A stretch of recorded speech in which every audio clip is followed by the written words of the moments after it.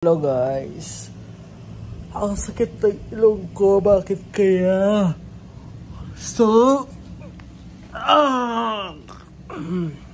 Sarap lang matulog, magpahinga, pero parang gusto kong umalis. Hindi ko alam kung saan ako pupunta, pero gusto kong bumangon, lumabas, no? Ang init sa labas. Ang init talaga sa labas, tinan niyo po. Yan, ang init sa labas. Ang init sa labas. So, lalabas tayo. Ano ba maganda? Parang gusto ko pumunta ng Antipolo. Pero parang ayoko naman. Basta parang gusto ko lang lumabas. So, samahan nyo ako kung saan ako pupunta. Okay? Tingnan natin kung saan tayo makarating.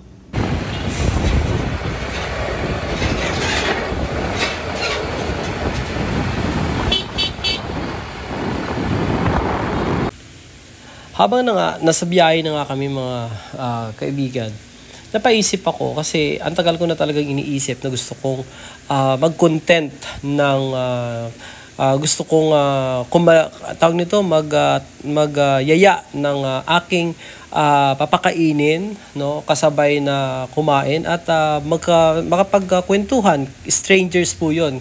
Kailangan hindi ko kilala. So sabi ko, pupunta ako ng Tondo para maghanap po doon. Pero naisip ko nga, bakit hindi ko simulan dito sa kay Kuya, no, kay pangalan niya is Kuya Joe or Jojo, na siya na lang ang aking i-treat para naman marinig ko yung kanyang kwento bilang isang motorcycle taxi, no, or ito sa joyride nga to be specific. So napagsunduan namin na hindi naaabot doon, basta ano pa rin, ang tagal ng kwentuhan namin habang sa biyahe kami, no. Doon pa lang tinatanong ko na siya na ganito yung gusto kong gawin. So okay naman po sa kanya, pero may kondisyon siya na ayaw niya lang muna, medyo shy type si Kuya, magpakita ng kanyang mukha sa camera. So sabi ko wala namang problema, sabi ko kahit yung boses mo lang okay na sa akin.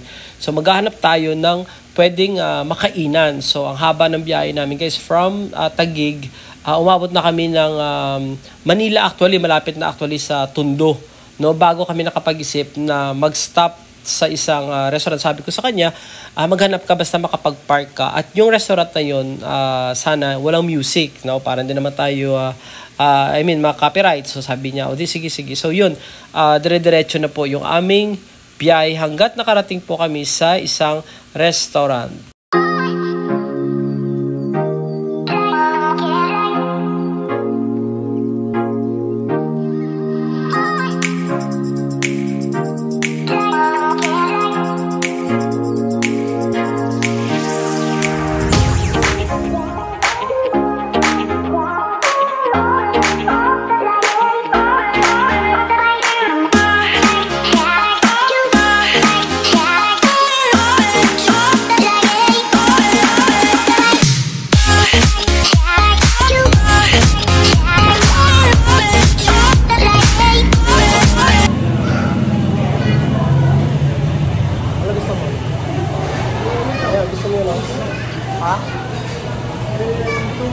PM2. Sige. Okay.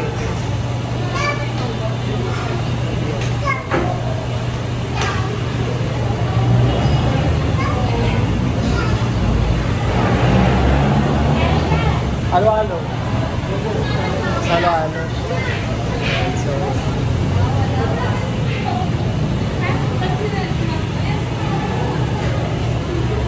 this for dining. Isang PM2. Isang PM2 only rice. With drinks, only rice. Tapos dalawang ano-ano. Iced tea. Medium size. Medium size. Isang PM2 po iced tea, medium yung drinks. Tapos ilang halo-halo? Dalawa. Regular size. Regular size.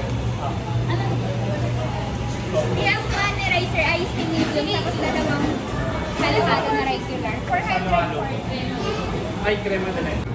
So, eto guys, yung kasama ko si Kuya Jojo, no? Jojo na lang. Si Jo tawagin natin. Si Jo, nasakyan ko mula Taguig, no? So, naisip ko kasi for today's video, yung content ko na yung strangers, papakainin natin. So, iti-treat natin kasi syempre sa daming mga kababayan natin, mga nasa paligid na talagang nagugutom. So, naisip ko na siguro magiging blessing tayo sa buhay ng kahit sinong tao na pwede nating i-treat kahit papaano. So, eto, supposed to be doon ako maghanap sa isang lugar. So, since na sabi ko nga, itong motorcycle rider or itong joyride nga, na itong hanap buhay ni Jojo, sabi ko, bakit hindi na lang siya? Ayan, andun na yung pagkain namin, kuhanin muna namin. So, eto lang guys, yung ating paglibre kay Kuya Jojo. So, sabi ko gusto niya daw yung chicken. So, mag-order pa tayo ng chicken. Ako halo-halo lang.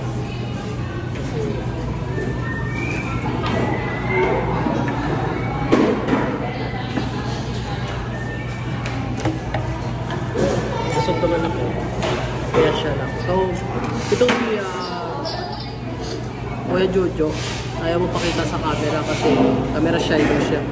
So, sige, okay lang naman. Purpose naman talaga natin dito is kahit paano, meron tayong malibreng tao. Mapakain na tayo. So, siya, may dati siya 50 plus. No? So, ayun, nagbabiyahe. So, alam naman natin kung gaano talaga kahirap yung pagbiyahe. So, eto na siya. Ano lang natin na hindi siya makita kasi sabi niya, nahiya daw siya magpakita sa camera. Ay, sa kanya pala ito.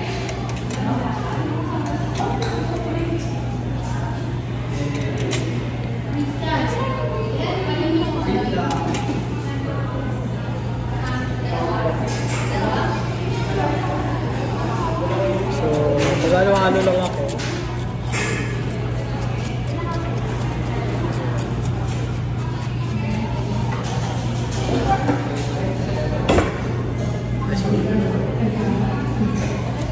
So, ayan. Meron kang halo-halo dito. Okay na ba yan? Baka kulang pa yan, ha? Only rice na yan, di ba? Ako kasi, nagluto ako kanina ng pasta sa bahay. Ng ano? Yung spaghetti. So, ang dami nga, isang kaldero eh. Kasi akala ko darating yung tao ko eh. Magaling na magluto ah. Sakto lang. Saan talaga ang ano? Saan talaga bahay mo? Tagi. Tagi. Doon mismo kung sa inanuhan ko? Oo, tama. Doon. Doon din yung trabaho mo? Ay, hindi. Sa iba-iba. Tipas, ano yun eh? Tipas yun eh. Tipas, oo. Tipas. So anyway, ayan. So ito si, pangilang pasahero mo ako kanina. Kasi matulong ngayon dahil holiday. Oo. So, Pangilan ako. matlo. Apat na pa yan? From 12 o'clock. Okay. So medyo matumal na. Kaya pala, Kasi ano, holiday. holiday. Kaya pala marami tayong nadadaanan na nakatambay na joyride, no? Pag ganun, pag matumal. Pag holiday, given na yun, matumal. Kasi nagbabahay lang. So mga magkano natitake mo mo pag... Mga magkano ba? mga magkano na-take mo mo? Example, 8 hours ka nang babiyahe. Mga ilang, ano yun, ilang kita yun? Sige, maliit. Maximum na 800. 800 eh. Oo. Ang minimum is 5. Pag sinabi mong 800, malinis na yun? Bawas na yung gas? Yes. Lahat din. Kailangan malinis pa. Kasi pag hindi malinis yun, parang 500 lang kita. Mabawas mo pa yung gas, pagkain, tsaka hap-hap. Okay. So, sinasabi mo ba na itong trabaho niyo as a joyride, kahit pa paano, malaki, kahit pa paano, makakabuhay niyo ng pamilya? Oo naman. Sikap lang. Sikap lang. Oo. Hindi, lahat naman ang trabaho. Pag sumama mo ng sikap, malaki. At saka pwede kang magbiyahe hanggat sa gusto mo. Example, sobrang sipag ka, 12 hours ka, pwede yun. Kasi yung mga iba, nagtatrabaho ng 12 hours, di ba? Oo. Pero, kailangan eh. Makiramdaman mo rin yung katawan mo. Kasi hindi mo lang 40% ka. Lalo pag maulan, ano? Mak, yun ang kalaban, number 1 kalaban, yung Maulan. Yung init, walang problema eh. Yung araw, Oo. tubig lang yung katapat niya. Pero tag-ulan, daming kalaban. Sa isang taon mo na ngayon, isang taon na, di ba? Ano yung mga medyo mahirap na na-encounter nyo with the pasahero? Marami. Katulad na? Yung una, yung pagbubok lang yung pasahero. Minsan sumasablay yung GPS ko. Tapos cancel. Cancel. Yan, number 1, cancel. Ano ang pinaka-ano mo? Yung gano'ng kakalayo dun sa nag-book sa'yo, tapos pagdating mo pala, ano yung kinancel or ano? Maraming gano'n? Ang joyride ko sir, maximum 3 kilometers. So, 4 kilometers dahil sa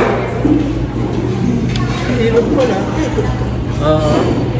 nangyari yun. Nangyari yun. Kasi ang sukat ng joyride, pagdiretso na, hindi nila alam, may ilog.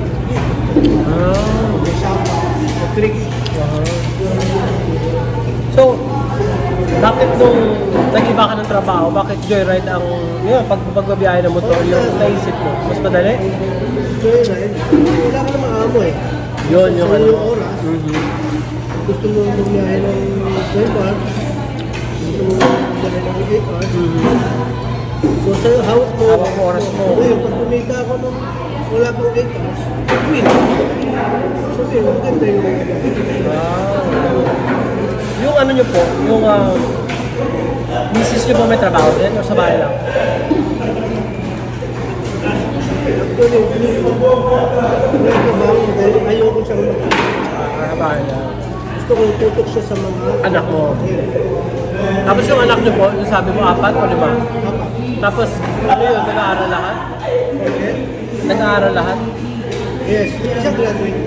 ng college? Yes. Ito trabaho. O kahit na paano pala may katulong ka na. So yun.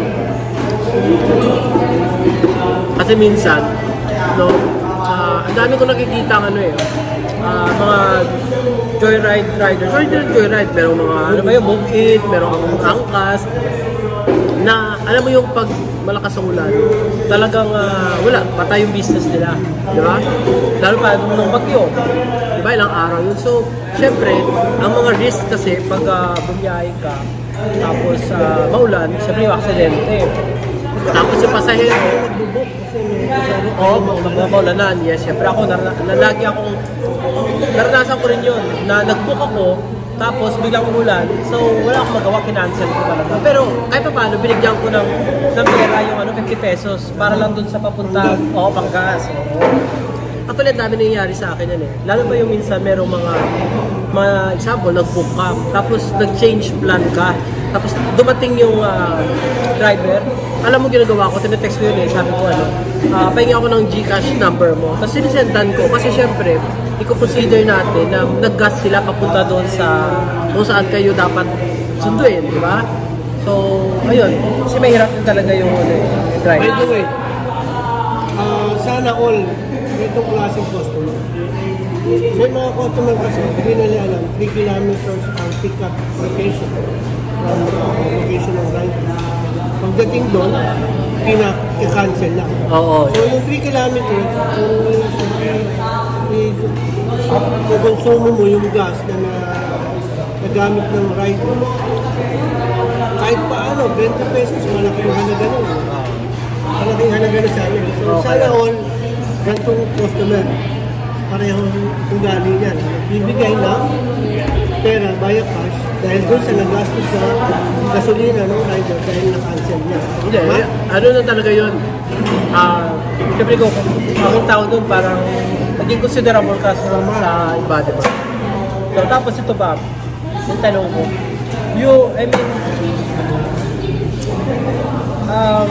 ano yung pwede mong isipin na tulong, let's say, tulong ng pwedeng gobyerno, pwedeng tulong ng mismong company na i-improve yung yung sa side nyo, ano yung, Okay. meron bang ganun na dapat na Meron. sana ganito? Anong nasa isip mo? Na sana ganito? Actually, hindi lang naman nasa isip ko eh. Insurance, may insurance ba kayo? Mga rider na kasama ko, yun ang tinatanong. Yung insurance, Baka pwede ano ba? ma-improve yung Joyride apps na magkaroon ng improvement ba para madaling accept yung customer booking. Ito, tanong ko ha. Ito, totoo. Kasi ako lagi, alam mo sa isang araw, nakakalima o anim ako mag-joyride. Dahil lumiikot ako sa site ko sa mga projects ko. Okay. Ito, ang magandang tanong. Ang iniisip ko kasi, pag yung isang apps, example, Joyride or Book It, meron kasing mga nangyayari na yung Joyride, pag nag-book ka, matagal mag-accept compare sa Book It. May mga ganon. So, ang problema ba nun, yung apps nyo, or dahil konti lang yung driver, mas marami yung ganito? Ano ba? Saan ang problema doon? Yun, hindi ko naintindihan yun. Kaya ako, nag-iisip ako na, siguro, konti lang yung driver ng Joyride, kaya hindi ang tagal nila mag-accept, mas mabilis ang movement. So ano yun? Ano yung problema doon? Maybe, unang problema, walang Joyride na available doon. Sa area na yun. O kaya, Mubit lang ang available. So, madali na accept. Unang ano yun. Pangalawa, ang Joyride kasi, meron kaming option na pwede kami mamili ng Masayro. unlike the other apps Na hindi sila pwede. the other platform, pwede sila pero may limit. Okay? Unlike Joyride, pwede namin Walang ano yun. walang limit. Okay. Ito pa. So, ibig sabihin, may pwede kami mamili. Ito pa nakikita ko. Napaka-risky ng biyahe ng mga riders dahil sa, alam mo yung sa sobrang traffic, na dapat, alam mo ako dati nag-vlog ako inano ko na to, na dapat yung bike lane ibigay na sa mga motorcycle taxi. Kasi, ang hirap na, alam mo, lusot sa mga truck, between the trucks, parang ang hirap talaga mas maganda talaga na meron silang sariling lane, which is, yung bike lane, ang bike lane na yan, malaking bagay, kung titignan mo, hindi naman ganun karami yung nagbabike during working hours, na sobrang dami ng mga motor, di ba? Tama ba ako? Kaya dami na aksidente, di ba? Bakit? If you ask me about bike lane, kailan ba na-invento yung bike lane? Yan ang tanong. Di ba pandemic? Pandemic lang. Bakit inimbento ang bike lane sa major roads? Like NCR? Dahil sa mga... Kasi, yung pandemic, hindi pwede bumiyahe. Mga bike lang ang pwede at mga essential workers. Nilagyan ng bike lane. Bakit ngayon? But now, pagkasta yung pandemic, okay, so ibig sabihin, Kung hindi man ibigay sa mga motorcycle taxi, kahit pa paano, tanggalin na nila. Kasi parang malumuwag yung daan, di ba? Ang daming... actually, ang alam ko, pinahintulot ng dumaan ng ang motor sa bicycle. Kasi dahil nga nilip na ng Supreme Court yung no contact apprehension yung camera. Nilip na yun. Kasi nga masyadong maraming umaangal Pag ang motor napunta sa bicycle din, 1,000 Laki So malaki. So nilip na ng Supreme Court. I think pwede na. For the minute, pero wala pang rules naman na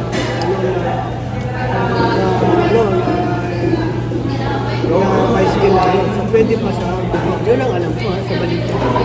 So pero sana nga gawin na lang na pwede na yung motor sa bicycle lane. Or may bicycle lane, may motorcycle lane. Meron ako pala ito. Meron akong napanood dati na vlogger na joyride.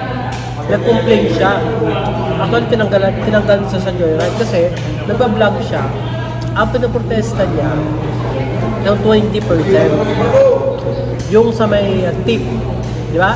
Kasi sa online, parang sinasabi niya, bakit kasama yung tip doon? Tatanggal siya, di ba? Hindi naman, wala ano eh. Walang notification sa tip. Bakit daw may bawas pa yung, kung ikaw, sa'yo, sa stand mo, ano, okay lang yun? Marami yung rider na nagkakalang tip. Kasi ito honestly, ang dami kong mga nasakyan na joyride na nag-aas sa akin na i-cancel ko yung, di ba, nakasakay na ako, totoo to. Kasakay na ako, sabihin, sir, baka cancel na lang. Para, kumbaga, wala na talaga makita, walang kikitain talaga si joyride na apps. Especially, pag nagbabiyahe ako na malayo, papunta Antipolo, di ba malaking pera yun, 500 pesos. So, 20% ng 500, malaki din, di ba? So, pinapa-cancel nila. Anong stand mo doon? Anong reason? Yun nga, sa 20% na bayan. Actually, illegal yun. Tama, okay, illegal yun. Pero bakit? Bawal yun sa rules na so, Ito pa dati kahit hindi lang motorcycle, di ba may joyride na sasakyan? Sasakyan, kotse, yun. yeah. Nag-ano din sila, na-cancel, ika-cancel. May ganun din. Bawal yung 20%. Wala. Ako the next day, may tumawag sa akin kagad na sa kotse yun, sabi sa akin ng customer service ng Joyride kung nahatid ba ako. Nag-iimbestiga din sila di ba? So, yun, yung mga ganun pala instances na. So, ito naman, ano yung pwede mo ibigay na advice dun sa mga, ikaw pa pwede mo bang i-recommend yung hanap buhay na kung anong ginagawa mo yun sa ibang tao, sa ibang kababayan natin na walang hanap buhay, sa palagay mo mas okay? Kasi dami din walang trabaho So kahit pa paano makakatulong din, recommend mo kung kailang hanap buhay. Oo naman. Dito sa napag-aaral ko, anak ko sa kanan. Pero paano mo masabi, 1 year ka pa lang yan? Kasi yun lang, bibigyan ko ng allowance sa anak. Papakain mo ng pamilya mo. Pag-graduate ko sa next year, susunod, nasusustain mo. Hindi pa kailangan ng pagkain namin. Sipag ba? Okay, pag lang. Tama no. Oo nga. Kasi pag wala ka ng sipag, aato ka lang na 500 ng kita, Wala. which is kaya mo naman pala isang libot ng araw. Wala ka pang amo. Wala kang amo, kayo oras. Kaya, ako pa, hindi na mabubuhay sa isang libot ng araw. Diba? Mas mataas ka pa sa opisina. Di ba? So, malaking bagay din na nakakausap natin yung katulad kay Jojo dito sa hanap buhay na to kasi na naliliwanagan tayo sa mga bagay-bagay na hindi na mapag-usapan, di ba? Yung normal. Kasi ako, perfect conversation kasi pasahero talaga ako So siya naman, siya yung ganyang hanap buhay na kukuha natin or naiintindihan natin yung side nyo, naiintindihan namin, naririnig namin. So makakapag-isip tayo, di ba? At naririnig ng ating mga followers ko, yung mga kababayan natin, kung ano yung talagang totoong sitwasyon, di ba? Kung yung hanap buhay nyo ba talagang kahit paano nakakatulong, ano yung mga hinain nyo, ano yung mga problema nyo, mga concerns nyo, ganyan. So, yun. Even part-time, full-time rider. Pwede. Kikita ka, basta masipag. Masipag. Part-time, sabihin natin, 5 hours. Kano na yun? Siguro, 500 ka na. 500. So, habang nagtatrabaho ka, after ng trabaho mo, magpa-5 hours ka pa sa being rider. So, minimum ka lang sa trabaho mo, at minimum ka pa sa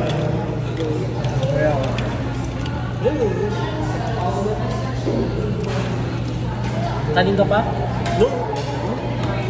Dalawang rice pa lang. Nahiya. Kaya next time. May edad na ako. Oo nga. Ako din nandun ako sa rice. So, ayun. Kasi, Alam niyo ba guys, yung plano ko talaga today is doon ako pupunta sa Paseco. Kaya doon ako nakabook dapat. Kasi doon ako maghahanap ng pwede natin tapikin at pwede natin kakwentuhan, di ba? Maraming ano. Oo, so,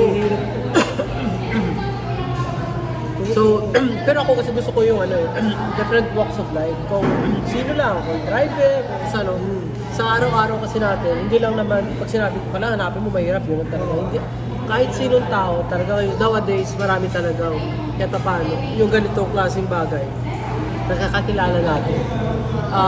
Nakakatulong tayo sa kahit ganitong Kaya paraan. pala, hindi lahat ng riders mahirap. May nakilala kong ka-rider ko. Naka-iPhone pa yung telephone na. Sabi, nagpa-part-time na siya. Nag-aaral. Tama. Tsaka may mga estudyante, marami estudyante. Nag-aaral na. Kaya hindi lahat.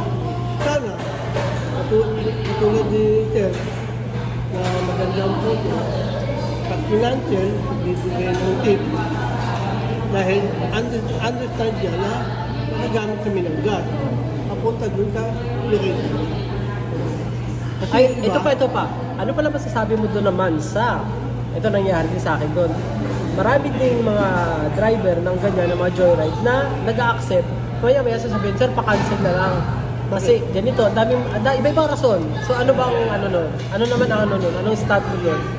Kasi ako, sabi ko, ako naman, pag nireply ako, ikaw na mag-cancel kasi ikaw naman ang gustong mag-cancel mo to, hindi ako. Pero mayroon sila sinasabi na, hindi ko kung joyride ba or move it ang nagsasabi na wala kasi hindi kami pwede mag-cancel. dami mag-problem.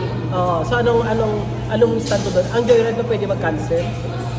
Nakakapag-cancel kayo? Ang principle is, pag in-accept mo, Manindigan mo dapat yun. panindigan mo at hindi mo na pwede i-cancel. Yun na yun. Oo. Pero ang option naman, may mga dahilan. Kunyari, na-flat siya o malayo yung distance ng pickup, traffic doon sa dadaanan niya, marami reason. O kaya, na-flat siya, tapos may mga dahilan siya na money, pwede yun. Pero dapat, hindi ba dapat ang customer service niya kontakin, tapos ang customer service, kasi ito nangyari sa akin isang araw. Pinapa-cancel niya sa akin. Sabi ko ikaw mag-cancel kasi ikaw naman ang gusto mag-cancel. So, bigla na lang nakita ko, nag-iba na yung driver. So, ano nangyari? Iba na yung driver, hindi na siya. Hindi ko kinancel Tapos nag-switch. Iba na yung driver. Oo, iba na yung driver. Joyride siya, joyride. Paano mo nalaman iba yung ride? Tinandaan ko Tinandaan ko yung picture niya, mukha niya, pangalan niya. Pangalan. Tapos nag-switch na. So, Na lang yung mangyari. basta yun, nagsusag ko. So, hinintay ko na lang. Hindi naman siya Hindi siya Pero ako na pinandigan ko. Sabi ko sa kanya, ikaw mag-cancel kasi ako din. Ay, move it. Move it pala ko. Move it. Ganun ang app siguro ng move it. Kasi ganito yan. Ay, hindi Hindi pala joyride. Okay. Kasi ang move it, Clear natin. So, yun nangyari sa akin sa move it pala yun. Kasi sa move it naman, ako, minsan, nag-bagis ako, madami akong na-cancel. Pero, napapalo, din ako, nabablock din ako ng suspended ang account mo for 7 hours. Nangyari sa akin yun. So, sabi ko din dito sa driver, ayoko rin mag-cancel na kasi baka maulit na naman. Yun. Move it nga pala yun. So, yun. May rating kasi ang customer. Pag nagkado ka na natin. Yun. Pero sa time na yun, Ganun din sa driver. Pag nag-cancel ka na cancel, malalay. Pamubit So ayan, kahit paano, alam nyo mga kaibigan, sa mga ganito na nalaman natin kung ano talaga yung, di ba, pwede natin yung mag-adjust yung pasahero, kung anong dapat i-adjust ng driver, ng mga motorcycle taxi na tinatawag. Ngayon, suggestion ko lang, kung gusto nyo mag-rider, okay? Maganda ang joyride. Joyride platform kasi pwede kami mag-cancel ng kung anong gusto natin kung hanggang kailan. Pero kapag na-inaccept nyo, panindigan nyo, natutulog yun lang yun. Pag gusto nyo mag-cancel, kaya may valid reason kayo. Yun. Kasi pag hindi valid, bawal. Ganun pa rin. Okay. So, ito naman, last na lang. Ano masasabi mo dito sa experience na, ayun, yung ginawa ko sa'yo? Anong masasabi mo?